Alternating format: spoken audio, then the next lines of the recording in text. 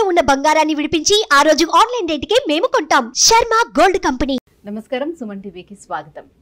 ఈ అక్టోబర్ 2వ తారీఖున సూర్యగ్రహణం రానుంది. ఈ సూర్యగ్రహణ ప్రభావం భారతదేశంపై ఎంతవరకు ఉంటుంది, ఏ సమయంలోనే ఈ సూర్యగ్రహణం రాబోతుంది, ఎటువంటి నియమాలు ఈ గ్రహణం సమయంలోనే మనం పాటించాల్సిన అవసరం ఉంటుంది, ఈ విషయాన్ని తెలియజేసేందుకు మనతో పాటు ఉన్నారు శ్రీచక్రపీఠ వ్యవస్థాపకులు, ప్రముఖ జ్యోతిష శాస్త్ర పండితులు ప్రదీప్ జోషి గారు మనతో పాటు ఉన్నారు. గురుగారిని అడిగి మరిన్ని విషయాలు తెలుసుకుందాం. గురుగారు నమస్కారం. శ్రీమాత్రే నమః. గురుగారు, అక్టోబర్ 2వ తారీఖున సూర్యగ్రహణం. ఈ సూర్యగ్రహణం చాలా సంవత్సరాల తర్వాత మళ్ళీ వస్తుంది ఇటువంటి సూర్యగ్రహణం అని చెప్తున్నారు. చాలా ప్రముఖమైనటువంటి సూర్యగ్రహణంగా చెప్తున్నారు. ఏంటి విశేషం, ఈ సూర్యగ్రహణ విశేషం? శ్రీ గురుభ్యో నమః. శ్రీమాత్రే నమః. అచింత్య వ్యక్తరూపాయ నిర్గుణాయ గుణాత్మని సమస్త జగదాధారమూర్తయే బ్రహ్మణే నమః. శ్రీమాత్రే. మొదలు ఈ వీడియో చూసేటువంటి సనాతన ధర్మ బంధువులందరూ, హైందవ బంధువులందరూ కూడా తప్పకుండా మన జీవితంలో మన పిల్లలకు, మన భావితరాలకు సూర్య సిద్ధాంతం అనేటువంటి ఒక గ్రంథాన్ని మనము పరిచయం చేయాలి అని గుర్తుపెట్టుకోండి. ప్రతి ఒక్కరు కూడా చదవవలసిన గ్రంథం సూర్య సిద్ధాంతం. ఇది అంటే మా తరం వరకు, అంటే మేము పుట్టే తరం, మాకన్నా ముందు తరం వరకు ఈ యొక్క పుస్తకము ఎవరికీ తెలియదు. ఇప్పుడు మీడియా పుణ్యమాని అందరికీ తెలిసింది కాబట్టి ఇప్పుడు అందరికీ ఈ యొక్క పుస్తకము పీడిఎఫ్ రూపంలో దొరుకుతుంది. మీరు గూగుల్లో ఎక్కడైనా సరే సూర్య సిద్ధాంతం పీడిఎఫ్ అని కొడితే మీకు పుస్తకం డౌన్లోడ్ అవుతుంది.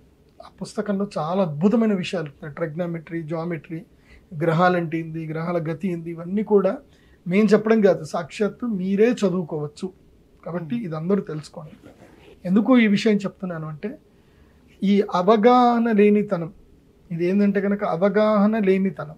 అంటే ఇప్పుడు ప్రదీప్ జోషి ఎవరు అని అంటే, నేను MA Sanskrit, MA astrology, MSc yoga therapy, PhD in astrology ఇంత చదువుకున్నాను. నేను ఆస్ట్రాలజీలో పిహెచ్డి చేసి డాక్టరేట్ పట్టాని తీసుకున్నాను. 8 సంవత్సరాలు పిహెచ్డి చేసి 600 పేజీల పుస్తకాన్ని రాసి సబ్మిషన్ చేస్తే ఏదో అమ్మవారి దయ వల్ల, కంచి కామాక్షి అమ్మవారి దయ వల్ల డాక్టరేట్ వచ్చింది.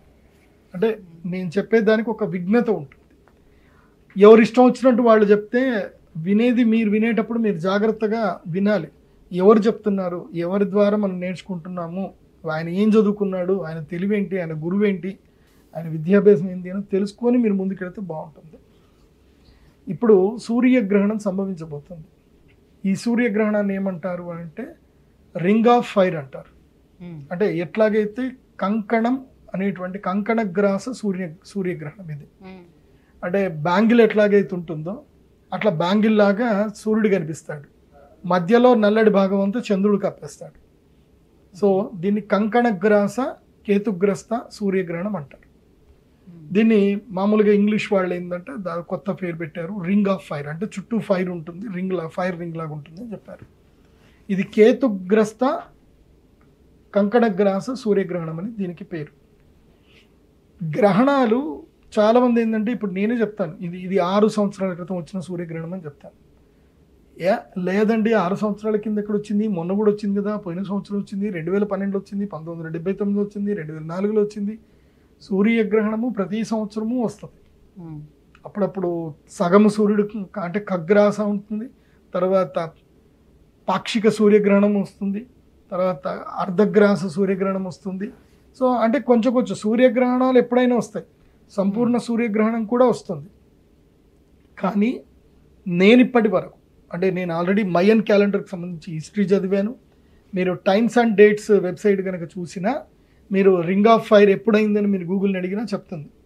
ఇది రింగ్ ఆఫ్ ఫైర్ అంటే ఎప్పుడైనా సరే సోలార్ ఎక్లిప్స్ అయినా జరిగితే అమావాస్య రోజే సోలార్ ఎక్లిప్స్ జరుగుతుంది. చాలామందికి ఈ విషయం కూడా తెలియదు.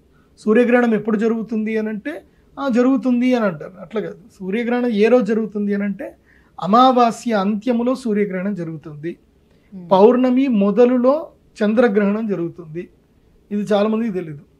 సో చంద్రగ్రహణము తర్వాత సూర్యగ్రహణం. ఒకటి గుర్తుపెట్టుకోండి, సూర్యగ్రహణం వచ్చింది అని అంటే చంద్రగ్రహణం వస్తుంది, చంద్రగ్రహణం వస్తే సూర్యగ్రహణం వస్తుంది. ఈ రెండు తప్పకుండా వస్తాయి, ఈ రెండు రాకుండా ఉండదు. ఇప్పుడు ఈ అమావాస్యకు సూర్యగ్రహణం వచ్చింది అని అంటే నెక్స్ట్ పౌర్ణమికి తప్పకుండా చంద్రగ్రహణం రావాలి, వస్తుంది. రాకపోవడం అనేది ఉండదు.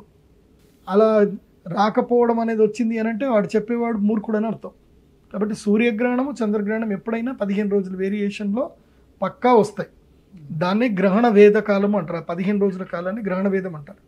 ఇప్పుడు సెప్టెంబర్ 18వ తారీఖు చంద్రగ్రహణం ఏర్పడింది, పాక్షిక చంద్రగ్రహణము. ఇప్పుడు ఏదైతే గనక అక్టోబర్ 2వ తారీఖు 2024వ తారీఖున మనకి కంకణగ్రాస కేతుగ్రస్త సూర్యగ్రహణం జరగబోతుంది. ఈ గ్రహణము మన భారతదేశంలో కనిపించదు. నేను మళ్ళీ చెప్తున్నాను, మన భారతదేశంలో కనిపించదు. మన భారతీయ వాసులకు ఈ గ్రహణ నియమాలు వర్తించవు. మరి ఎందుకండి ఈ వీడియో చేస్తున్నాము? ఎందుకు చేస్తున్నాం? మమ్మల్ని భయపెట్టడానిక, మీరు డబ్బులు సంపాదించుకోవడానికి అని అంటారు చాలామంది. అలా అనుకుంటే అది మీ మూర్ఖత్వం కిందకి లెక్క. ఎందుకోసమంటే ఈ గ్రహణాలు అనేటివి ఓ బిగ్ ఈవెంట్స్ అన్నమాట. కేవలం మన దేశంలో కొంతమంది మూర్ఖులకి, అర్థం కాని వాళ్ళకి మాత్రమే దీన్ని వేసుకుంటారు. కానీ ఇతర దేశాల్లో కానీ, మన భారతదేశంలో ఉండేటువంటి ప్రముఖ విజ్ఞానవేత్తలు కానీ, ప్రముఖ హిస్టరీకి సంబంధించిన ఈవెంట్స్ రాసుకుంటారు. ఇప్పుడు మైల్ స్టోన్ చెప్పుకుంటాం కదా. ఇప్పుడు నీ జీవితంలో మైల్ స్టోన్స్ ఏంటి అంటే, నేను 10th క్లాస్ పాస్ అవ్వడం ఒక మైల్ స్టోను, ఆ తర్వాత నాకు ఇంటర్మీడియట్ పాస్ అయ్యాను, అదొక నాకు మైల్ స్టోను. లైఫ్కి ఒక మైల్ స్టోన్స్ ఉంటాయి. అట్లాగే ఈ ప్రపంచ చరిత్రలో కూడా మైల్ స్టోన్ అనేటివి ఉంటాయి. ఆ మైల్ స్టోన్స్ ఏంది అనేది ఏమంటాయి, ఆ హిస్టరీలో ఏవైతే చేంజెస్ జరుగుతాయో, ప్రకృతిలో ఏవైతే చేంజెస్ జరుగుతాయో అవన్నీ కూడా సూర్యగ్రహణం తర్వాతనే జరుగుతాయి. అందుకే సూర్యగ్రహణాన్ని ప్రపంచ మేధావులు, ఖగోళ శాస్త్రవేత్తలు, అదేవిధంగా ప్రపంచ విపత్తుకు సంబంధించిన అబ్జర్వేషన్ చేసేటువంటి రీసెర్చర్స్ అందరూ కూడా సూర్యగ్రహణం సంభవిస్తుంది అని అంటే భయపడతారు, ఆలోచన చేస్తారు, రాసుకుంటారు, నోట్స్ రాసుకుంటారు. ఇప్పటికీ మన భారతదేశం లోపల ఆస్ట్రోనామికల్ సర్వే ఆఫ్ ఇండియాలో ఏదైతుందో అక్కడ కూడా ప్రతి ఒక్క గ్రహణం డేటు టైం రాసుకున్నారు. అంటే ఎక్కడ భూమి మీద ఎక్కడ జరిగినా, ఓన్లీ భారతదేశంలో జరిగింది కదా, భూమి మీద ఎక్కడ గ్రహణం జరిగినా ఆ డేటు టైం రాసుకుంటారు. ఆ తర్వాత ఏమేం జరిగింది, ఆ గ్రహణం తర్వాత 3 months లోపల ఎలాంటి ఈవెంట్ జరిగాయి, ఎక్కడెక్కడ విపత్తులు ఏమైనా జరిగాయా, ఎలాంటి చేంజెస్ జరిగాయి. ఇప్పుడు కూడా చూడండి, నేను ఆల్రెడీ చంద్రగ్రహణం అప్పుడు చెప్పాను, చంద్రగ్రహణము జరిగిన తర్వాత తప్పకుండా సునామీ వస్తుందని చెప్పాను. ఇదిగో జపాన్లో సునామీ వచ్చింది, నిన్ననే సునామీ వచ్చింది జపాన్లో. ఎర్త్కి వచ్చింది, సునామీ వచ్చింది. జపాన్లో ఎప్పుడు భూకంపాలు వస్తాయి, కానీ గ్రహణం తర్వాత ఎందుకు రావాలి? అది నేను చెప్పినప్పుడు ఎందుకు రావాలి అని అంటే, ఇది జరుగుతుంది, ఇది ప్రకృతిలో జరగబోయి. ఇప్పుడు మన భారతదేశంలోనే ఎలాంటి సూర్యగ్రహణం దీని ఎఫెక్ట్ ఉండదు అని అంటున్నారు కాబట్టి, సో ఈ సూర్యగ్రహణం వెళ్ళిన తర్వాత కూడా ఎటువంటి విపత్తులు భారతదేశంలో ఉండవంటారా? అదే చెప్తున్నా, సూర్యగ్రహణము ఆచార విచారాలకు మాత్రమే భారతదేశంలో వర్తించదు. అంటే సూతకం మైల, తర్వాత గ్రహణ నియమాలు అంటే ఏంటి, దేవస్థానాలు మూసేయడము, ఇల్లు మొత్తం కడగడాలు, ఇంట్లో ఆహార పదార్థాల మీద దర్బలు వేసుకోవడాలు, అదేవిధంగా గ్రహణం ప్రారంభమయ్యే ముందు పట్టు స్నానము, విడుపు స్నానము, ఆ తర్వాత గ్రహణం కన్నా ముందు 6 గంటల ముందు భోజనం చేయకపోవడము, గ్రహణం విడిచిన తర్వాత స్నానం చేయడము, ఈ నియమాలన్నీ ఏం అవసరం ఇవి వర్తించవు. కానీ గ్రహణ ప్రభావ రీత్యా ఏవైతే గనక విపత్తులు, మార్పులు ఏవైతే సంభవించాలో అవి భూలోకంలో ఎక్కడైతే గ్రహణం కనిపిస్తుందో అక్కడ 100% ఉంటాయి, ఎక్కడైతే కనిపించదో అక్కడ 50% ఉంటాయి. అంటే ఈ గ్రహణము వల్ల ఏ రాశుల వారికి గ్రహణం సంభవిస్తుందో, అంటే కొన్ని రాశుల వారికి గ్రహణం కీడు అని ఉంటుంది, ఆయా రాశుల వారికి పర్సనల్ లైఫ్లో డిస్టర్బెన్స్లు జరుగుతాయి. ఇక్కడ ఎవరికైతే లాభం జరగాలో వాళ్ళకి లాభం జరుగుతుంది, నష్టం జరగాల్సిన వాళ్ళకి నష్టాలు అయితే జరుగుతాయి. గ్రహణము జరిగినప్పుడు భూలోక వాసులందరికీ గ్రహణ ప్రభావం అందరికీ ఉంటుంది. కనబడే చోట 100%, కనబడని చోట 50%. గ్రహణ నియమాలు మాత్రం వర్తించవు, మిగతా అన్ని వర్తిస్తాయి. అది గుర్తుపెట్టుకోండి. ఎందుకోసం అంటే ఇది ప్రకృతి రీత్యా జరగాల్సిన విపత్తులన్నీ అన్నీ జరుగుతాయి. అందుకే మీరు వృద్ధ వాసిష్ఠ సంహిత చదవండి. వృద్ధ వాసిష్ఠ సంహిత చదివితే మీకు అర్థమవుతుంది. పుస్తకాలు చదవకుండా నోటికి వచ్చింది మాట్లాడతా అంటే అది కరెక్ట్ కాదు. అది దేనికైనా ఎందుకోసం అంటే ఈ శాస్త్రము, ఈ యొక్క విజ్ఞానము, ఇది నేను పుట్టినప్పుడు పుట్ల, మా తాతలు పుట్టినప్పుడు పుట్ల, భూమి పుట్టినప్పుడు పుట్టాయి ఇవన్నీ కూడా. సో కొన్ని లక్షల సంవత్సరాల నుంచి ఈ యొక్క కల్చర్ అనేది, పద్ధతి అనేది వస్తుంది. దాన్ని మనం పాటించడం తప్ప దాన్ని వేలెత్తి చూపించే అధికారం, హక్కు మనకు లేదు. పాటిస్తే పాటించండి, లేకపోతే పాటించకండి. అయితే ఈ రింగ్ ఫైర్ సూర్యగ్రహణం వల్ల ఎలాంటి ఎఫెక్ట్ ఉంటుంది తర్వాత? మీరు అడిగినట్టుగా రింగ్ ఆఫ్ ఫైర్ రింగ్ అంటే ఆఫ్ ఫైర్. ఈ రింగ్ ఆఫ్ ఫైర్ మనకి ఏం సూచిస్తుంది? ఇప్పుడు ఉదాహరణకి మీరు మధ్యలో ఉన్నారు, మన మధ్యలో ఉన్నాం, చుట్టూ అగ్ని ఉంది అంటే అర్థం ఏంటిది? భయము అని అర్థం. అంటే చుట్టూ అగ్ని మనల్ని కమ్ముకోబోతుంది అని అర్థం. సో రింగ్ ఆఫ్ ఫైర్, కంకణగ్రాస సూర్యగ్రహణం ఏం చెప్తుంది అని అంటే, నువ్వు కంకణం కట్టుకోవాలి, రాబోయే కాలము విపత్కాలం రాబోతుంది, కంకణం కట్టుకోవాలి. దానికి సూచనని మనకిప్పుడు తెలిసింది. ఏది? లేటెస్ట్గా ఈ చంద్రగ్రహణం అయిపోయిన వెంటనే ఇదే సమయం లోపల గౌరవ ముఖ్యమంత్రి చంద్రబాబు నాయుడు గారు స్టేట్మెంట్ ఇచ్చారు. ఏమని? సనాతన ధర్మ బంధువులందరికీ ముఖ్య ప్రామాణికమైనటువంటి, హిందువులందరికీ ఒక వెన్నుపూస లాంటిది. శరీరానికి వెన్నుపూస ఎంత ముఖ్యమో హైందవ ధర్మానికి తిరుమల తిరుపతి దేవస్థానం అంత ముఖ్యం. తిరుమల తిరుపతి దేవస్థానం అనేది లేదంటే హైందవ ధర్మం లేనట్టు. ఆ వెన్నుపూసకి క్యాన్సర్ వచ్చింది. ఇప్పుడు ఆ వెన్నుపూసలో మాల్ న్యూట్రిషన్ జరిగింది. ఏంది అని అంటే లడ్డు లోపల ఏదైతే హిందువులు అసహ్యించుకుంటారో, ఏదైతే అసలు జీవితంలో చూడకూడదు అనుకుంటారో, ముట్టకూడదు అనుకుంటారో, అసలు చూడకూడదు అనుకుంటారు, దాని మాట కూడా వినద్దు అనుకుంటారు, అలాంటిది హిందువులందరితోటి తినిపించేశారు మీరు. గొడ్డు మాంసము, తర్వాత ఏది పంది మాంసానికి సంబంధించిన ఫ్యాట్ అట, ఈ చేపల ఫిష్ ఆయిల్ అట, ఏవేవో అన్నీ ఏవైతే అసహ్యమైన ఎన్ని ఉన్నాయో అవన్నీ కూడా కలిపేశారు దాని లోపల అని ఆయన చెప్పారు. అది ఎంతవరకు వాస్తవం అనేది నేనైతే అమ్మవారికి దండం పెట్టుకుంటాను. అది అబద్ధం అని తేలితే బాగుంటుంది, అప్పటికైనా మేము కొంచెం ఆ కన్నీళ్ళు కాచకుండా బాధపడకుండా ఉంటాం. లేకపోతే ఏంటంటే ఇన్ని రోజుల నుంచి మేము చేస్తున్న వ్రతము దీక్ష, పుట్టినప్పటి నుంచి వ్రత దీక్ష చేస్తున్నాం. మాంసం ముట్టకూడదు, మాంసం తినకూడదు, గుడ్డే ముట్టం, గుడి ముడితేనే స్నానం చేస్తాం. అలాంటిది మాంసమే మాతోటి తినిపించారు అని అంటే అది కన్నీళ్ళు కాదు, ఇంకా అదొక కైండ్ ఆఫ్ సూసైడ్. అది ఇంకేం లేదు, అది బతికి జీవోత్సవమైనట్టే హిందువులందరం. అంత బాధ అది. ఎందుకోసం అంటే మేము ఏదైతే ఒక దీక్ష పుట్టినప్పటి నుంచి పట్టుకున్నామో ఆ దీక్షకు భంగం జరిగిందని ఎంత బాధ అనిపిస్తుంది. సో ఈ గ్రహణం మనకు అదే సూచిస్తుంది. ఒరే మీరు ఇప్పటి నుంచి కంకణం కట్టుకోండి, దానికి కంకణగ్రాస సూర్యగ్రహణం. ఒరే హిందువులారా మీరందరూ కూడా చెప్తాను, ఇంక్లూడింగ్ మీ, మీరందరూ కూడా ఇంకా ఇప్పటి నుంచి అయినా సరే నోరు మెదపకుండా ఉంటే మీ జీవితాలు నాశనం అవుతాయి, ఇంక్లూడింగ్ మన జీవితాలు నాశనం అవుతాయి. ఇప్పటికైనా నోరు మెదపండి, ఐకమత్యంగా ఉండండి. నా పక్కింటోడికి ఏమవుతుంది అని అలా వదలకండి. హిందూ ధర్మానికి ఒక్క చేటు వచ్చింది అని అంటే అందరూ ఎలుగెత్తి చాటాలి, ఒకేసారి బంద్ చాటాలి. ఒకేసారి ఎవరైనా ఒక నిర్ణయం, ఒక హైందవ నాయకుడు ఎవరైనా ఒక నిర్ణయం తీసుకొని ఒకటి చెప్తే అందరం అది పాటించాలి, ఒక నిరసన తెలియజేయాలి. నేను అందుకే ఇగో నల్ల దుస్తులు వేసుకొని వచ్చాను ఇవాళ మాట్లాడడానికి. సో ఈ కంకణగ్రాస సూర్యగ్రహణము ఎప్పుడు ఏర్పడింది అని అంటే సేమ్ ఇదే జరిగింది. ఈ కంకణగ్రాస సూర్యగ్రహణము జరగకన్నా మునిపే ద్రౌపది వస్త్రాపహరణం జరిగింది. ఇదే శ్రావణ మాసములో కృష్ణాష్టమి తర్వాత ఆమెకి ద్రౌపది వస్త్రాపహరణం జరిగింది.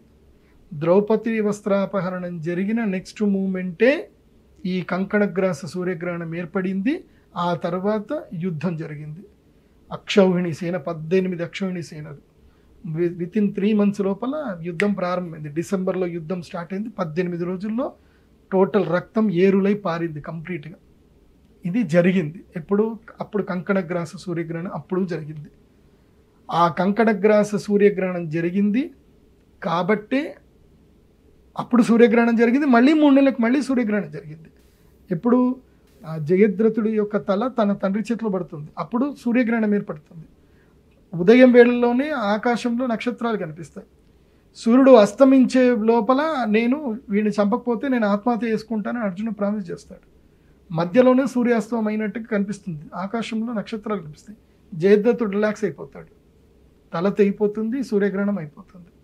సో అదే జరిగింది. ఇప్పుడు కూడా ఈ గ్రహణము తర్వాత అతిపెద్ద భీకరమైన భయంకరమైన యుద్ధ భీతి రాబోతుంది, గుర్తుపెట్టుకోండి. ఈ యుద్ధం ఇప్పుడే రాదు, ఇది ఆ కాలము వేరు ఈ కాలం వేరు కాబట్టి కలియుగములో అంతర్యుద్ధం ప్రారంభమవుతుంది. ఇప్పుడు అంతర్యుద్ధం ప్రారంభమవుతుంది. ఈ అంతర్యుద్ధం యొక్క ప్రభావం చేత 2045వ సంవత్సరములో భారతదేశములో ఊచకోత ఉంటుంది. కశ్మీర్లో ఒకప్పుడు శ్రీనగర్లో ఏదైతే గనక కశ్మీర్ పండితులకు ఏదైతే జరిగిందో అదే వృత్తాంతము మొత్తం భారతదేశంలో అంతా జరుగుతుంది. ఇప్పుడు గనక హైందవ బంధువులు హిందువులు ఛత్రపతి శివాజీలాగా దుర్గాదేవి యొక్క పుత్రుల్లాగా గట్టిగా ఆంజనేయ స్వాముల్లాగా పోరాడకపోతే, మన ధర్మం గురించి మనం పోరాడకపోతే, నిలబడకపోతే ఏమీ ఇంక ఉండదు. ఇంకా నేను అది కూడా చెప్తాను. అంటే ప్రపంచ యుద్ధాలు కాకుండా ధర్మం కోసం చేసేటువంటి యుద్ధాలు జరుగుతాయంట. ధర్మ యుద్ధం స్టార్ట్లు అవుతాయి. అధర్మము కలికాలంలో అధర్మం పెట్టరేగిపోతుంది. ఇది ఈవెంట్, ఇది మిడ్ ఈవెంట్ అంటారు. ఇది బిగ్గెస్ట్ ఈవెంట్. అంటే కలి తన యొక్క సామర్థ్యాన్ని చూపించడానికి, అంటే కలి యొక్క ముఖ్య ఉద్దేశం ఏంటంటే దైవముని మొత్తం తూడిచేయాలి. దైవము, వావి వరుసలు, అక్క చెల్లి అన్న తమ్ముడు, ఈ వరుసలు మొత్తం తీసేయాలి. ఇది కలి యొక్క ముఖ్య ఆచరణ. అది పోతే స్త్రీలకి సౌఖ్యం పోవాలి, స్త్రీలు విచ్చలవిడిగా వెళ్ళిపోవాలి, స్త్రీలు నాశనం అవ్వాలి. అది జరిగితే కలి యొక్క పని మొదలవుతుంది. వావి వరుసలు పడిపోవాలి. అలా పడిపోవాలంటే ధర్మం పడిపోవాలి. అందులోనూ వావి వరుసలు ఎక్కువగా పాటించేటువంటి హిందూ ధర్మం పడిపోవాలి. ధర్మం ఉండేటప్పుడు భయం అనేది ఉంటుంది మనిషికి. ఆ ధర్మం పోతే భయం పోతుంది. లేదు, ఇంకేం లేదు, ఇంకా విచ్చలవిడిగా అయిపోతారు. ఇంకా మనుషుల్లో విచ్చలవిడితనం మొదలవ్వాలి. అది కలి యొక్క ముఖ్య ఉద్దేశం. అందుకే ఊచకోత అనేది 2045కు మొదలవుతుంది. దానికి శ్రీకారం ఇక్కడ స్టార్ట్ అవుతుంది. సో ఇప్పటికే భారతదేశము 30% మొత్తము వశమైపోయింది. ఇంకా ఒక 60% వశమైపోతే ఇంకా వాళ్ళు స్టార్ట్ చేస్తారు. అప్పుడు మోదీ గారు కాదు, 100 మంది మోదీలు వచ్చినా ఏ పని జరగదు ఇంకా. సో ఇప్పుడే ప్రతి ఒక్క వ్యక్తి నరేంద్ర మోదీ లాగా ఆలోచించాలి. ప్రతి ఒక్క వ్యక్తి నరేంద్ర మోదీ గారిలాగా మారాలి. ఆయన ఎట్లయితే ప్రపంచ శాంతిని కోరుకుంటూనే శత్రువులను ఎట్లయితే తొక్కి పెడుతున్నారో అలాగే మనం కూడా తొక్కి పెట్టాలి. అది గుర్తుపెట్టుకోవాలి. ఇది మెయిన్గా ఈ గ్రహణం యొక్క ముఖ్య ఉద్దేశం నేను చెప్పేది. ఎందుకోసం అంటే గ్రహణాలు మనకు భవిష్యత్తు సూచకాలు అవుతాయి. అదొకటి గుర్తుపెట్టుకోండి. సో ధర్మం కోసం చేసేటువంటి ఈ పోరాటం అంత భయంకరంగా ఉండబోతుందా గురుగారు? అవును. నేను మీకు ఒకటే ఎగ్జాంపుల్ చెప్తాను. నేను మొన్న ఒక ఆర్టికల్ చదివాను. పాకిస్తాన్లో 1938 ఆ టైంలో ఒక మార్వాడి అతను మంచి వ్యాపారస్తుడు. అతనికి ఒక పెద్ద బంగ్లా ఉంది, అన్నీ ఉన్నాయి. అతనికి 2 పిల్లలు. అతని దగ్గర అతను ముస్లిం అతను పని చేస్తున్నాడు. ఇతను అడిగాడు, ఏరా నీ పిల్లల కోసం నువ్వు ఏదైనా వ్యాపారం చేయొచ్చు కదా, కష్టపడవచ్చు కదా, పిల్లలు గంటానే ఉంటావేంట్రా, 20 మంది పిల్లలు కన్నావు, 3 భార్యలు, 20 మంది పిల్లలు, వాళ్ళందరికీ ఏం పోషణ చేస్తావురా, ఎట్లా పెడతావు అని అంటే, ఏముంది సార్ మీరు సంపాదిస్తున్నారు కదా, ఇదంతా నాదే, నేనే తీసుకుంటా ఒకసారి, మా పనే అది. రేపొక రోజు వస్తుంది, ఓ రోజు వచ్చినప్పుడు మీరు ఎట్లాగో ఉండరు, ఈ ఇల్లు నేనే తీసుకుంటా, నా పిల్లలందరూ ఇంట్లో ఎంజాయ్ చేస్తారు, మీరేం కంగారు పడకండి, మేము పిల్లలు కనడమే మా పని, మా పిల్లలు పెరుగుతారు, తర్వాత వాళ్ళు హక్కులు సాధిస్తారు, మీరు మా కోసం సంపాదిస్తున్నారు, మీకోసం సంపాదించట్లా అని చెప్పాడు. 1947 తర్వాత ఊచకోత ఒక్కటేసారి మొదలైంది. 47కి ఆయన భార్య పిల్లలు అందరూ చచ్చిపోయారు. ఆ ఇంటిని మొత్తం 3 పిల్లలతోటి ఆ ఇల్లు 5 ఎకరాల స్థలము మొత్తం ఆయన కబ్జా చేసేసుకున్నాడు. భారతదేశంలో కూడా అదే జరిగింది. భారతదేశంలో ఏం జరిగింది, ఇక్కడ ఉండేటువంటి వాళ్ళు అక్కడికి వెళ్ళిపోయారు, ఇక్కడ ఉండేటువంటి ముస్లిమ్స్ అక్కడికి వెళ్ళిపోయారు. ఇక్కడ ఉండే ముస్లింల ఆస్తులు అన్యాక్రాంతం అవ్వకూడదు, వేరే వాళ్ళకి వెళ్ళకూడదని వక్ఫ్ అని ఒక చట్టం తీసుకొచ్చి దీని మొత్తం లాగేసుకున్నారు. అంటే ఇక్కడ ముస్లింల భూమి సంరక్షించబడింది, అక్కడ ఉండే హిందువుల భూమి నాశనం అయిపోయింది, అంటే వాళ్ళ అండర్లోకి వెళ్ళిపోయింది. అంటే ఇప్పుడు పాకిస్తాన్ వాడు చట్టం తీసుకురావాలి కదా, మరి ఇక్కడ వీడు చట్టం తెచ్చినప్పుడు పాకిస్తాన్ వాళ్ళు హిందువుల భూములు ఎవరెవరు కబ్జా చేసుకున్నారో హిందువులకు ఒక చట్టం చేసి హిందువుల కోసం ఇస్తాను అంటే, ఇవాళ పాకిస్తాన్లో ఉండే హైదరాబాద్లో సింధు ప్రాంతంలో 98% నేల మొత్తం కూడా హిందువులకే ఉండేది. ఇప్పుడు అది లేదే. అంటే మన భారతదేశంలో అన్ని మతాలు ఒకటే అనే నానుడితో ముందుకెళ్తున్నాయి కాబట్టి ఈ సమానత్వాన్ని చూపిస్తూ వెళ్తుంది. అదే పిచ్చి వెర్రి అంటారు. మనకుంటే సరిపోతుందో వాళ్ళకు కూడా ఉండాలి కదా. ఇవాళ తమిళనాడులో ఒక దేవస్థానం మొత్తం వగ్భూమిని తీసేసుకుంటున్నారు. ఇవాళ రాజమండ్రిలో ఒక మసీదు, అది వాస్తవంగా దేవస్థానం. ఇలా చాలా ఉన్నాయి. ఈ పిచ్చి వెర్రి వదిలేసి ఇప్పటి నుంచి గట్టిగా ఉండండి. ఈ గ్రహణము రింగ్ ఆఫ్ ఫైర్. ఆ రింగ్ ఫైర్ లో బ్లాక్ కలర్ లో ఉండదు ఎవరో కాదు, హిందువులు, గుర్తుపెట్టుకోండి. అంటే నిన్న మొన్నటి వరకు దేవాలయాల్లో ఉన్నటువంటి ఆ విగ్రహాలనే ధ్వంసం చేయడం వరకు వచ్చింది. ఇప్పుడు కంప్లీట్ గా ధర్మాన్ని నాశనం చేయడం కోసం ధర్మాన్ని నాశనం చేస్తారు, ధర్మం పాటించే వాళ్ళని ఇబ్బందులు పెడతారు. అందుకే నేను చెప్తున్నాను, జాగ్రత్తగా ఉండండి. గురుగారు, మరి ఈ సూర్యగ్రహణం తర్వాత అంటే కొన్ని రాశుల మీద ఇది ప్రభావం చూపిస్తుందని అంటున్నారు కదా, ఏ రాశుల మీద ప్రభావం చూపించే అవకాశం ఉంటుంది? వాళ్ళు ఏమైనా పరిహారాలను పాటించుకోవాల్సిన అవసరం ఉంటుందా? ఈ సూర్యగ్రహణము కన్యా రాశిలో సంభవిస్తుంది. హస్తా నక్షత్రంలో కన్యా రాశిలో సంభవిస్తుంది. కాబట్టి హస్తా నక్షత్రం వారికి, కన్యా రాశి వారికి ఈ సూర్యగ్రహణము చాలా కీడుననేది ఇస్తుంది. కాబట్టి అక్టోబర్ 2వ తారీఖు నుంచి అక్టోబర్ 18వ తారీఖు వరకు మళ్ళీ చంద్రుడు పూర్ణచంద్రుడు దర్శనమయ్యేంత వరకు ఈ 15 రోజుల పాటు భవానీ దీక్షలు స్వీకరించండి. ఏ వాద విభేదాలకు పోకూడదు, ఎక్కడికి వెళ్ళకూడదు, దూర ప్రయాణాలు పనికిరాదు. 2 వీలర్ నడిపించినప్పుడు జాగ్రత్తగా వెళ్ళండి. అనారోగ్య పరిస్థితులు వస్తాయి, రోగాలు వస్తాయి. కొంచెం సమస్య టైం బాగాలేదు ఎవరికి? కన్యా రాశి వారికి. 4 రాశుల వారికి బాగా ఉండదు, 4 రాశుల వారికి బాగా ఉంటుంది, 4 రాశుల వారికి సామాన్యంగా ఉంటుంది. అవి ఏ ఏ రాశిలో చెప్తాను, జాగ్రత్తగా చూసుకోండి. ఇది పరాశర సంగీత ప్రకారం చెప్తున్నాను. ఇంతకు మునుపు నేనే చెప్పాను, అది వేరే సాంప్రదాయ ప్రకారము, గర్గ సాంప్రదాయ ప్రకారం చెప్పాను. ఇప్పుడు పరాశర సంగీత ప్రకారం చెప్తున్నాను. ఇది యాక్యురేట్. కలవు పరాశర ఉచ్యతే అని చెప్పేసి అన్నారు కాబట్టి, ఇంతకు మునుపు నేనే ఒక వీడియో చేశాను, అందులో వేరే రాశులు చెప్పాను. అది కాకుండా అది అప్పుడు ఆ సమయానికి నాకు అదే అవైలబుల్ ఉండే కాబట్టి అప్పుడు అది చెప్పాను. కాబట్టి అది కాకుండా దీన్ని ఫాలో అవ్వండి. ఇది కొంచెం ఇదంతా జాగ్రత్తగా వినండి. ఇది ఎప్పుడైనా సరే గ్రహణం ఏర్పడినప్పుడు, కన్యా రాశిలో గ్రహణం ఏర్పడింది.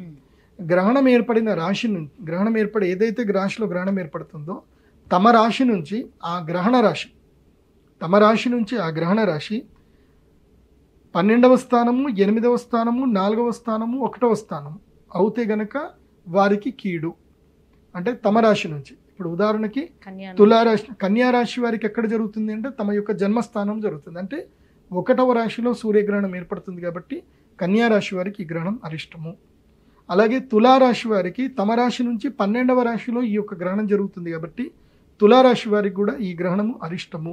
అదేవిధంగా కుంభరాశి వారికి తమ రాశి నుంచి 8వ స్థానములో ఈ గ్రహణం జరుగుతుంది కాబట్టి కుంభరాశి వారికి అరిష్టము. అదేవిధంగా మిథున రాశి వారికి తమ రాశి నుంచి 4వ స్థానంలో ఈ యొక్క గ్రహణం సంభవిస్తుంది కాబట్టి వాళ్ళకు కూడా అరిష్టం. అయితే ఈ అరిష్టాలు ఏ విధంగా ఉంటాయని చెప్తాను. కన్యా రాశి వారికి జన్మస్థానంలో జరుగుతుంది కాబట్టి కన్యా రాశి వారికి అనారోగ్యము, తర్వాత ఏమైనా దెబ్బలు తాకడము, తర్వాత మానసిక వ్యధకి గురవ్వడము, తర్వాత కీర్తి ప్రతిష్టలు పోగొట్టుకోవడము, ఇలాంటివన్నీ కూడా జరుగుతాయి. మానసిక వ్యధ ముఖ్యంగా శరీరానికి, మనస్సుకు ఇబ్బంది కలుగుతుంది కాబట్టి కన్యా రాశి వారు జాగ్రత్తగా ఉండాలి. ఇక తులారాశి వారికి 12వ స్థానంలో సంభవిస్తుంది కాబట్టి వాళ్ళకి ఆస్తులు పోగొట్టుకోవడము, ఖర్చులు ఎక్కువైపోవడము, డబ్బులు బాగా పోవడము, ఎవరి దగ్గరైనా మోసపోవడము, ఇలాంటివన్నీ కూడా జరుగుతాయి. కాబట్టి తులారాశి వారు కూడా ఖర్చుల విషయంలో, ఎక్కడైనా పెట్టుబడులు పెట్టే విషయంలో మాత్రం అప్రమత్తంగా ఉండాలి. ఇక కుంభరాశి వారికి 8వ స్థానంలో జరుగుతుంది కాబట్టి ఆయు క్షీణము, రోగ భయము, అదేవిధంగా శత్రు భయం కూడా వచ్చే అవకాశం ఉంటుంది. రుణ బాధలు కూడా పెరిగే అవకాశం ఉంటుంది. అప్పులు చేసే అవకాశం వస్తుంది. అంటే ఇదేమైనా టైం పీరియడ్ ఏమైనా ఉంటుందా? అంటే 15 రోజులు, మెయిన్గా 15 రోజులు. 15 గ్రహణం అయిన తర్వాత 15 రోజుల పాటు దాని ఎఫెక్ట్ చాలా ఎక్కువగా ఉంటుంది. ఆ తర్వాత నార్మల్ అయిపోతుంది. 15 రోజులు జాగ్రత్తగా ఉండాలి. ఆ తర్వాత మిథున రాశి వారికి ఏంటి, ఈ గ్రహణం 4వ స్థానంలో సంభవిస్తుంది కాబట్టి తల్లిగారికి అనారోగ్యం రావడము, కుటుంబంలో కలహాలు రావడము, ఇల్లు వదిలిపెట్టి బయటకెట్టన పోవడము, ఇవన్నీ కూడా జరుగుతాయి. ముఖ్యంగా వాహన గండము, వాహనాలు కొనుగోలు చేసే విషయంలో జాగ్రత్తగా ఉండాలి. కుటుంబ కలహాలు ఎక్కువగా జరిగే అవకాశం ఉంటుంది. సుఖము కోల్పోతారు. ఇలాంటివన్నీ కూడా మిథున రాశికి జరుగుతాయి. ఇక ఈ గ్రహణం వల్ల మేలు జరిగేటువంటి రాశులు కొన్ని ఉన్నాయి. అవి ఏమిటంటే కనుక ఈ గ్రహణం వల్ల టాప్ నంబర్ 1 మేలు జరిగే రాశి ఒకటి ఉంది. అది వృశ్చిక రాశి. వృశ్చిక రాశి వారికి 11వ స్థానంలో ఈ యొక్క సూర్యగ్రహణం సంభవిస్తుంది కాబట్టి ఈ యొక్క రాశుల వారికి రాజకీయంగా బాగుంటుంది, లాభాలు కలుగుతాయి. తాము ఎప్పటి నుంచో జరగని పనులన్నీ కూడా జరిగి అద్భుతంగా వాళ్ళకి రాణించే అవకాశం ఉంటుంది. అదేవిధంగా ధనుసు రాశి వారికి 10వ స్థానంలో ఈ యొక్క సూర్యగ్రహణం జరగబోతుంది కాబట్టి వీళ్ళకి విదేశీ ప్రయాణాలు కానీ, ఉద్యోగ క్షేత్రంలో లాభాలు కానీ, ఆకస్మిక ధనలాభం కానీ, దూర ప్రయాణాలు కానీ కలిసి వస్తాయి వీళ్ళకి. అదేవిధంగా మేషరాశి వారికి 6వ స్థానంలో ఈ యొక్క సూర్యగ్రహణం సంభవించబోతుంది కాబట్టి శత్రువుల మీద విజయాన్ని సాధిస్తారు. కోర్టు కేసులు కానీ, ఏమైనా ఇబ్బందులు ఏమైనా ఉన్నా సరే అవన్నీ కూడా సమసిపోయే అవకాశం ఉంటుంది. ఈ 15 రోజులు ఏదైనా ప్రయత్నం చేసి సెటిల్మెంట్ ఏదైనా చేసుకునేది ఉంటే తమ శత్రువుల దగ్గరకు 1 కిలో స్వీట్ వెళ్ళి ఇచ్చేసి ఏదైనా ఒక సెటిల్మెంట్ చేసుకుందామని మాట్లాడుకుంటే ఈ 15 రోజులు కూడా సెటిల్ అయ్యే అవకాశాలు ఉంటాయి. తర్వాత కర్కాటక రాశి వారికి ఈ గ్రహణము 3వ స్థానంలో సంభవించబోతుంది. 3వ స్థానంలో సంభవించడం వల్ల ఏంటంటే స్వీయ ప్రతిపత్తి, ధైర్య సాహసాలు రావడము, అన్నదమ్ముల మధ్య ఉన్న కలహాలు, వైరములు తొలగిపోవడం ఇవన్నీ కూడా జరుగుతాయి. దీనివల్ల కూడా కర్కాటక రాశి వారికి మేలు జరుగుతుంది. సో ఇది మేలు జరిగే రాశులు. మళ్ళీ మేలు జరిగే రాశులు చెప్తున్నాను. వృశ్చిక రాశి, ధనుస్సు రాశి, మేషరాశి, కర్కాటక రాశి ఇవి మేలు జరిగే రాశులు, వీళ్ళకి లాభం కలిగే రాశులు. ఇక మిగతా రాశులు అయితే ఏవైతే ఉన్నాయో ఇది మకర రాశి, మీనరాశి, వృషభ రాశి, సింహరాశి వీళ్ళకి నార్మల్గా ఉంది. అంటే వీళ్ళు పరిహారాలు చేసుకుంటే వీళ్ళకి మేలు జరుగుతుంది, పరిహారాలు చేసుకోకుండా దుష్టులతో గెలిస్తే కీడవుతుంది. కాబట్టి వీళ్ళు కూడా భగవద్ ధ్యానం చేసుకుంటే మంచిది. గురుగారు, మరి సూర్యగ్రహణం అనేది ఏ సమయంలోనే సంభవిస్తుంది? అలాగే ఇప్పుడు చెప్పినటువంటి ఈ రాశులు ఎవరైతే నష్టపోతున్నారో సో ఆ రాశుల వాళ్ళు ఎటువంటి పరిహారాన్ని పాటించుకుంటే బయటపడే అవకాశం ఉంటుంది? ఇది కేతుగ్రస్త కంకణ ఆకార సూర్యగ్రహణం. ఇది సంభవిస్తుంది మన భారతదేశ కాలమాన ప్రకారం, అంటే మన డేట్ ప్రకారమే చెప్తున్నాను. 2 అక్టోబర్ 2024 రోజున రాత్రి 9:13 ఈ గ్రహణము బిగినింగ్ అవుతుంది. ఎండ్ వచ్చేసి 3 అక్టోబర్ 2024 3:17 AM ఇది ఎండ్ అవుతుంది. అంటే 9 నుంచి 3 వరకు ఆల్మోస్ట్ 6 అవర్స్.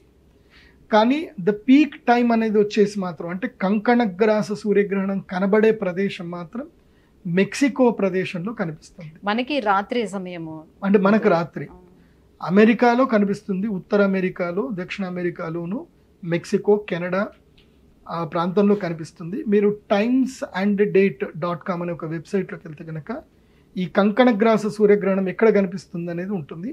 ఈ కంకణగ్రాస సూర్యగ్రహణం కేవలం 4 నిమిషాలు మాత్రం కనిపిస్తుంది.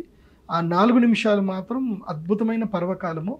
అది అర్జెంటీనాను ఎక్కడో కనిపిస్తుంది. అది మీకు timesandDate.com వెబ్సైట్లో కొడితే మీకు వచ్చేస్తుంది, గూగుల్లో కొట్టినా వచ్చేస్తుంది. Where can see that ring of fire solar eclipse అని కొడితే తెలిసిపోతుంది. సో దీని యొక్క బిగినింగ్ వచ్చేసి మన కాలమాన ప్రకారం మనం పూజలు ఎప్పుడు ఎవరైనా యజ్ఞ యాగాదులు ఎవరైనా చేసుకున్నాం. ఎందుకోసం అంటే నేను గ్రహణం వచ్చిన ప్రతిసారి నేను గ్రహణ సమయంలోనే చేయాల్సిన అవసరం ఉంటుందా? గ్రహణ సమయంలోనే నేను ప్రతిసారి పూజ చేస్తాను. అది భారతదేశంలో జరిగినా ఎక్కడ జరిగినా నేను గ్రహణ సమయంలో పూజ చేస్తాను.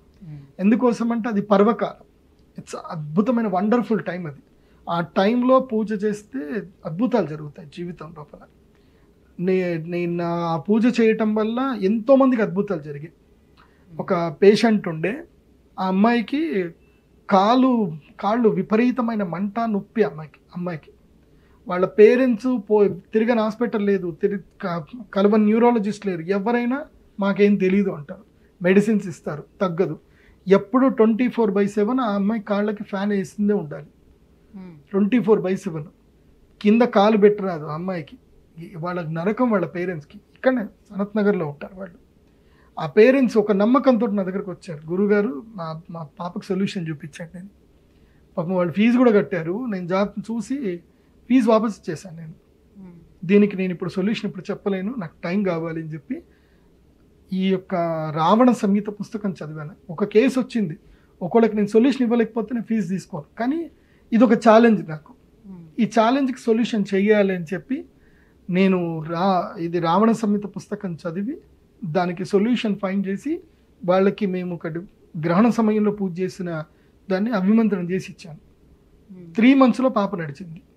నార్మల్ అమ్మాయి లాగానే అందరిలాగా పరిగెత్తుంది. ఇప్పుడు అంత బాగుంది ఇప్పుడు ఆ పాప. అంటే గురుగారు, ఇప్పుడు గ్రహణ సమయంలో జనరల్లీ దేవతలు వాళ్ళ శక్తిని కోల్పోయి ఉంటారు అని చెప్తారు కదా, ఆ సమయంలో మనం పూజ చేసుకుంటే ఎట్లా మనకి మంచి జరిగే అవకాశం ఉంటుంది? సింపుల్.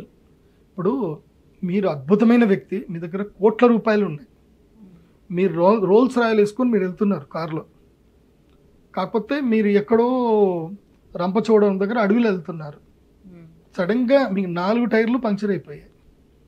మీకు అక్కడ చుట్టూ ఎవరూ కనిపించట్లా, మీ దగ్గర డబ్బులు ఉన్నాయి, అన్నీ ఉన్నాయి, మీ మొబైల్లో ఛార్జింగ్ అయిపోయింది, మీ మొబైల్ లేదు. ఇప్పుడు మీరు ఒక కామన్ మ్యాన్ అవునా కాదా?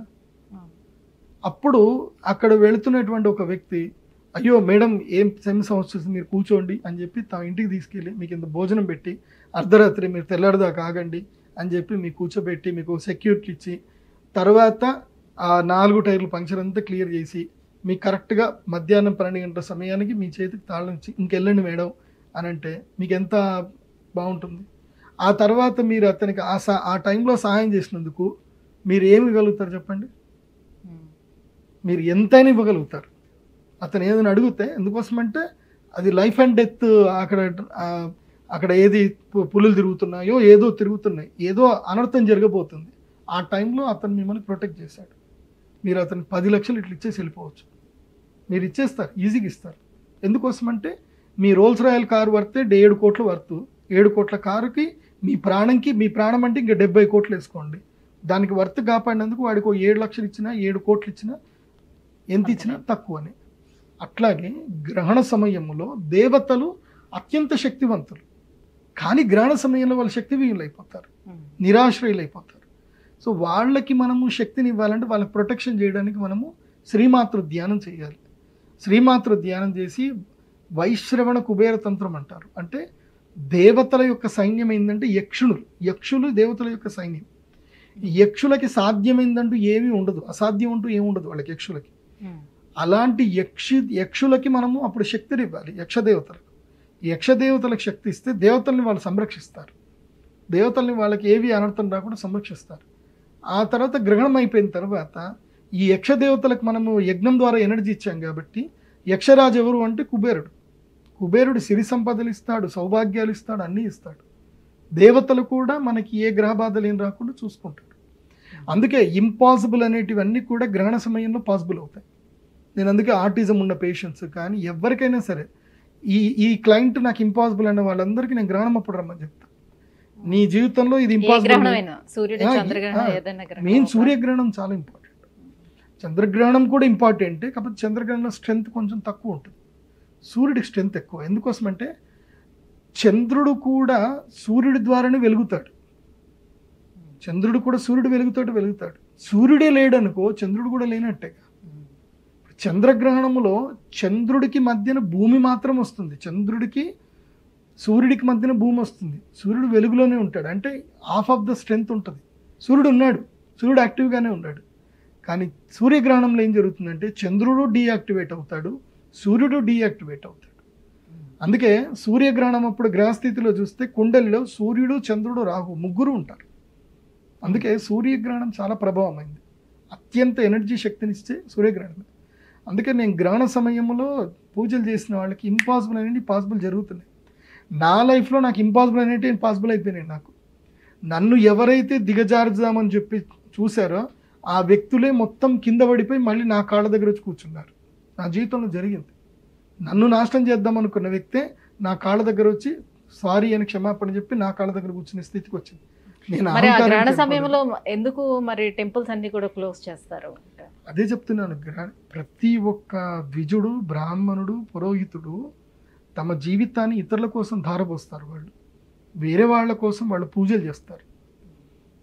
గ్రహణ సమయం ఒక్క గంట సేపు వాళ్ళు పూజ చేసుకుంటే వాళ్ళు కనుక ఎనర్జీ సంపాదించుకుంటే వాళ్ళు మళ్ళీ గ్రహణం వచ్చేంతసేపు వాళ్ళ ఎనర్జీని అందరికీ పంచవచ్చు. ఒక్క గ్రహణం సింపుల్. నార్మల్ టైం వేరు, గ్రహణం టైం వేరు. మీకు ఇందాక ఒక ఎగ్జాంపుల్ చెప్పాను. మీకు నార్మల్గా హైవే పైన రోడ్ టైర్ పంక్చర్ అయితే మీరు 100 రూపాయలు ఇచ్చి టైర్ పంక్చర్ చేయించేసుకుంటారు, 1000 రూపాయలు ఇచ్చి పంక్చర్ చేయించుకుంటారు. అదే ఎక్కడో ఎడారిలోకి వెళ్ళిపోయి ఎక్కడో అన్నోన్ ప్లేస్లో మీకు ఏదైనా అనర్థం జరిగితే మీరు 1,00,000 రూపాయలు ఇచ్చి పని చేయించుకుంటారు. So depends on the situation. అట్లాగే గ్రహణ సమయంలో ఒక్క స్వాహకారం, గాయత్రి మంత్రముతో ఒక్క స్వాహకారం ఇస్తే నార్మల్ సమయంలో 1,00,000 స్వాహకారాలు ఇచ్చినంత పుణ్యం వస్తుంది. ఒక్కటే ఒక స్వాహకారం అంటే ఇంత నెయ్యి వేస్తే గ్రహణ సమయంలో 1,00,000 స్వాహకారాలు చేసినంత పుణ్యం వస్తుంది. అందుకే లలితా సహస్రం కూడా చెప్తారు, గ్రహణ సమయంలో లలితా సహస్రం చదువుకోవాలి, కోటి లింగాలను ప్రతిష్టాపన చేసినంత పుణ్యం వస్తుంది గ్రహణ సమయంలో కనుక చేస్తే. సూర్యగ్రహే మహానద్యౌ ప్రతిమా సన్నిధౌ వా జప్తు ఆ సిద్ధమంత్రో భవతి. గణపతి మంత్రం సిద్ధమంత్రం అవ్వాలి అని అంటే సూర్యగ్రహణం అప్పుడు గణపతి మంత్రం చదువుకోవాలి. గణపతి సిద్ధి అవుతాడు. గణాలకు అధిపతి గణపతి. ఆ గణాలను సంరక్షించడానికి గణపతి మంత్రం అప్పుడు సిద్ధిని చేసుకుంటే అద్భుతాలు జరుగుతాయి. అందుకోసమే సూర్యగ్రహణము జీవితంలో అద్భుతాలు జరగాలంటే సూర్యగ్రహణం. ఆ టైంలో వెళ్ళి ఎవరైనా మహానుభావులు పూజ చేస్తుంటే వాళ్ళ దగ్గరికి వెళ్ళి కూర్చొని చేతులు పట్టుకొని కూర్చొని అయ్యా మాకు ఏదైనా ప్రసాదం ఇవ్వండి అని అడుక్కోవాలి. సూర్యగ్రహణం అంత గొప్పది. ఆ ఒక్క టైం అల్టిమేట్ టైం అది. అందుకోసం మీరు దీనికి నేను మామూలు చెప్పట్లే, రావణ సంహిత చదవండి, మీకు రావణ సంహితలో అన్ని విషయాలు తెలుస్తాయి. అగస్త్య సంహిత చదవండి, చాలా విషయాలు ఉంటాయి. ఇవేవి చదవరు, ఇష్టం ఏదో 4 పుస్తకాలు చదువుకుని వచ్చేసా అంటారు. దీనికి సూర్యాస్తమయం తర్వాత ఆదిత్య హృదయం లాంటివి చదవకూడదు అని చెప్తారు కదా, గ్రహణం అప్పుడు కూడా అంతేనా? గ్రహణం అప్పుడు నువ్వు ఏ మంత్రం చదివినా అది నీకు 1,00,000 రెట్లు శక్తి ఇస్తుంది. అది ఎవరు చెప్పారు? ఆదిత్య హృదయంలో, ఆదిత్య హృదయ స్తోత్రంలో అది లేనే లేదు. సూర్యాస్తమయం అయిన తర్వాత ఆదిత్య హృదయం చదవకూడదు అని ఆదిత్య హృదయ స్తోత్రంలో ఉందా? లేదు. కానీ కొంతమంది పండితులు చెప్పేది అదే కదా, చెప్తారు, వాళ్ళ ఇష్టం వాళ్ళు చెప్తారు. సూర్యాస్తమము మన కంటికి మాత్రమే సూర్యాస్తమం. సూర్యుడు ఎప్పుడూ అస్తమించడు. కాకపోతే ఒక సాంప్రదాయ ప్రకారం ఏంటంటే ఆదిత్య హృదయ స్తోత్రము సంధ్య వేళల్లో చదవాలి, సూర్యోదయం అప్పుడు చదవాలని ఉంటుంది. ఆదిత్య హృదయ స్తోత్రం చెప్పిన అగస్త్యుడు రాముడికి ఆదిత్య హృదయ స్తోత్రం చెప్పాడు అగస్త్యుడు. మరి చెప్పినప్పుడు ఇది కూడా చెప్పాలిగా, రామాయణంలో లేదు కదా. మరి అది ఉంటే నేను ఒప్పుకుంటా. అది ఎవరు ఇష్టం వచ్చినట్టు వాళ్ళు చెప్పుకుంటారు, అట్లా చెప్పకూడదు. దేనికైనా ప్రమాణం అనేది ఉండాలి. ఇప్పుడు నేను రీసెర్చ్ చేశాను, నేను పిహెచ్డి సబ్మిట్ చేసేటప్పుడు ప్రతి ఒక్క దానికి రిఫరెన్స్ అడుగుతారు. మాకు వైవా ఉంటుంది, వైవా అప్పుడు అడుగుతారు, నువ్వు ఈ కంటెంట్ చెప్పావు ఏంది, వాట్ ఈస్ ద రిసోర్స్, దీని ప్రమాణం ఏంది అని అడుగుతారు. మా దగ్గర ప్రమాణం ఉంటుంది. మీరు కంచిపీఠం వెళ్ళి చూడండి, కంచి స్వాముల ముందు అందరూ కూర్చు జ్యోతిష పండితులు అందరూ డిస్కస్ చేస్తూ ఉంటారు. వాళ్ళు నోటికి వచ్చింది మాట్లాడడానికి లేదు, ప్రమాణం చెప్పి మాట్లాడాలి. సో ప్రమాణం లేకుండా మాట్లాడతా అంటే కుదరదు. కాబట్టి ఈ కేతుగ్రస్త కంకణ సూర్యగ్రహణ సమయంలో అందరూ కూడా మేము అరిష్ట నివారణ తంత్ర యాగం చేస్తున్నాము. నా pradeepjoshi.com వెబ్సైట్ విజిట్ అవుతే డీటెయిల్స్ అన్నీ ఉంటాయి. ఈవెన్ కౌంట్ డౌన్ కూడా ఉంటుంది, గ్రహణం ఎప్పుడు స్టార్ట్ అయిపోతుందో కౌంట్ డౌన్ కూడా ఉంటుంది. చూసుకొని మీరు గ్రహణంకి రండి. గురుగారు, గ్రహణ సమయంలోని గర్భిణీ స్త్రీలకు కూడా ఏమైనా నియమాలు చెప్తూ ఉంటారు కదా, ఈ టైంలోనే ఎటువంటి నియమాలు వాళ్ళు పాటించాలి? సింపుల్, ఎక్కడైతే గ్రహణం కనిపిస్తుందో అక్కడ గర్భిణీ స్త్రీలు మాత్రం తప్పకుండా ఎట్టి పరిస్థితుల్లో బయటకు రాకూడదు, ఇంట్లోనే పడుకోవాలి. ఇంట్లో ఎక్కడ వెలుతురు పడకుండా చూసి పడుకోవాలి. ఎక్కడ మెక్సికో, అమెరికా, కెనడా ఎక్కడెక్కడ కనిపిస్తుందో ఆ ప్రాంతం వారు మాత్రం తప్పకుండా గ్రహణ నియమాలు పాటించాలి. తప్పకుండా గర్భం మీద చేతులు పెట్టుకోవాలి, ఒకవైపు తిరిగి పడుకోవాలి కానీ సుషుప్తి అవస్థకి వెళ్ళకూడదు, అంటే పూర్తి నిద్రావస్థ వెళ్ళకూడదు. మెలకువనే ఉండాలి, గర్భం మీద చెయ్యి వేసి ఉండాలి, నారాయణ నామస్మరణ చేస్తూ ఉండాలి. వెలుతురు ఇంట్లో పడకుండా చూసుకోవాలి. ఆహారం తినకూడదు, పండ్లు పలహారాలు తినొచ్చు, పాల పదార్థాలు తినకూడదు, మంచినీళ్ళు తాగొచ్చు. ఇది అయితే ఇండియాలో ఉండేటువంటి వాళ్లకు గ్రహణ నియమాలు లేవు, కానీ ఈ గ్రహణ ప్రభావం, సూర్యకిరణ ప్రభావం ఎక్కడైనా ఉంటుంది. కాబట్టి గర్భిణీ స్త్రీలు ఇంట్లోనే ఉండండి. రాత్రి 8 గంటల నుంచి ఉదయం 5 గంటల వరకు ఇంట్లోనే ఉండండి, ఎక్కడికి బయటకు రావద్దు. ఒకవేళ గనక మీకు బాత్రూములు బయట ఉన్నాయి, బయటకు రావాల్సి వస్తుంది అని అంటే దుప్పటి కప్పుకొని గొంగడి బట్ట ఏదైనా కప్పుకొని బయటకు రండి. కాకపోతే నేను గర్భిణీ స్త్రీలకు చెప్పేది ఏంటంటే, from the 1st month onwards అనుకోండి, కన్సీవ్ అయిన దగ్గర నుంచి 9th month ఇంకా రేపు డెలివరీ అవుతుంది అన్న వరకు ఉన్న గర్భిణీ స్త్రీలు అందరికీ చెప్తున్నాను, మీరు 2 అక్టోబర్ రోజున కంప్లీట్గా హౌస్ అరెస్ట్ అయిపోండి. ఎక్కడికి బయటకు వెళ్ళకండి. ఉద్యోగాలు ఏమన్నా ఉంటే మీరు మానేసేయండి, కావాలంటే ఆ రోజు లీవ్ పెట్టుకోండి. ఇండియాలో అంటే రాత్రి వస్తుంది కాబట్టి నిద్రించే సమయం రాత్రి అయినా ఉదయం అయినా ఆ గ్రహణ వేధ అనేది గర్భిణీ స్త్రీల మీద పడుతుంది. వేద ఉంటుంది కాబట్టి ముఖ్యంగా 7, 8, 9 నెలల గర్భం ఎవరికైతే ఉంటుందో వాళ్ళకి గర్భవేద ఉంటుంది. అది ఎక్కడ జరిగినా గర్భవేద ఉంటుంది. కాబట్టి ఎక్కడి బయటకు వెళ్ళకండి. అక్టోబర్ 2వ తారీఖు హౌస్ అరెస్ట్ అయిపోండి, ఇంట్లోనే ఉండండి, ఫోన్ దూరం పెట్టండి, చక్కగా భాగవతం పుస్తకం చదవండి, ఇంకా అంతకుమించి ఏం చేయకండి. మంచిగా పడుకోండి, మంచిగా తినండి, అన్నం తినొచ్చు. ఇండియాలో ఉండేవాళ్ళు భోజనాలు అన్నీ చేయొచ్చు, ఏదైనా తినొచ్చు, తినడానికి ఏ దోషం లేదు. వీళ్ళు నిద్రావస్థలో ఉంటారేమో కదా, 9 గంటల సమయం పడుకోండి, హ్యాపీగా పడుకోండి. సుషుప్త అవస్థలు కూడా వెళ్ళిపోవచ్చు. ఇండియాలో ఉండేటువంటి వాళ్ళు హ్యాపీగా పడుకోవచ్చు. 8 నుంచి 5 దాకా హ్యాపీగా పడుకోండి. 8 గంటలకే పడుకోండి. మీకు నిద్ర ఎప్పుడు 5 గంటల తర్వాత ఎప్పుడు మెలుగుతుంది అప్పుడు లేవండి. కాకపోతే మధ్యలో లేస్తే మాత్రం బయటకైతే వెళ్ళకండి, వెళ్ళాల్సి వస్తే దుప్పటి కప్పుకొని వెళ్ళండి, అంతకుమించి ఏం లేదు. కాబట్టి మేము ఆచరిస్తున్న ఈ వైశ్రవణ తంత్ర యాగములో ఎవరైనా మీ గోత్రనామాలు చెప్పించుకొని కూడా జాయిన్ అవ్వచ్చు. మళ్ళీ ఇది అనుకుంటున్నారేమో, ఇది ఏదో చెప్పి ప్రదీప్ జోషి సంపాదించుకుండే అనుకుంటున్నారేమో. నేను ₹1 సంపాదించుకునేది లేదు. మీరు పెట్టేదంతా అమ్మవారి ఆలయ నిర్మాణానికే పెడుతున్నాము. నా పర్సనల్ లైఫ్లో నేను సంపాదించుకున్న కన్సల్టేషన్ ఫీజు తోటి నేను సంవత్సరానికి హ్యాపీగా సంపాదించుకుంటున్నా. ఏది నేను వేరే రియల్ ఎస్టేట్ బిజినెస్లోనే హ్యాపీగా సంపాదించుకుంటున్నా.